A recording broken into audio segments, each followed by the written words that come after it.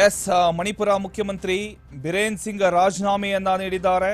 ಆಂತರಿಕ ಸಂಘರ್ಷ, ಎನ್ಡಿಎ ಮಿತ್ರ ಪಕ್ಷಗಳ ಬೆಂಬಲ ವಾಪಸ್.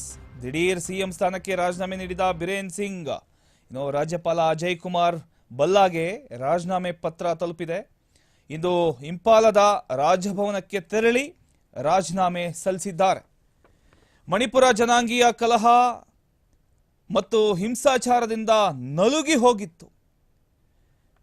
ಮೈತೇಯಿ ಅಂಡ್ ಕುಕಿ ಬುಡಕಟ್ಟು ಸಮುದಾಯಗಳ ನಡುವೆ ಹಿಂಸಾಚಾರ ಏರ್ಪಟ್ಟಿತ್ತು. ಮಣಿಪುರ ಹಿಂಸಾಚಾರದ ವೇಳೆ ಭಾರೀ ಪ್ರತಿಭಟನೆಯನ್ನ ಸಿಎಂ ಎದುರಿಸಿದ್ರು.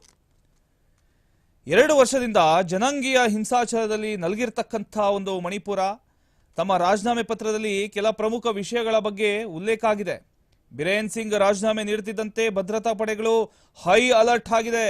ಮತ್ತೆ ಹಿಂಸಾಚಾರ ಸಾಧ್ಯತೆಯ ಹಿನ್ನೆಲೆಯಲ್ಲಿ ಎಲ್ಲೆಡೆ ಪೊಲೀಸ್ ಭದ್ರತೆಯನ್ನ ಹೆಚ್ಚಳ ಮಾಡಲಾಗಿದೆ.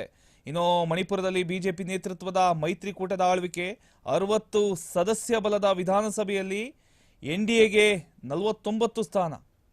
ನವದೆಹಲಿಯಲ್ಲಿ ಅಮಿತ್ ಶಾರನ್ನ ಭೇಟಿಯಾಗಿದ್ದ ಸಿಎಂ ಬಿರೇನ್ ಸಿಂಗ್ ಇನ್ನು ಗೃಹ ಸಚಿವ ಅಮಿತ್ ಶಾ ಭೇಟಿಯ ಬಳಿಕ ರಾಜೀನಾಮೆಯನ್ನ ಸಲ್ಲಿಸಿದ್ದಾರೆ.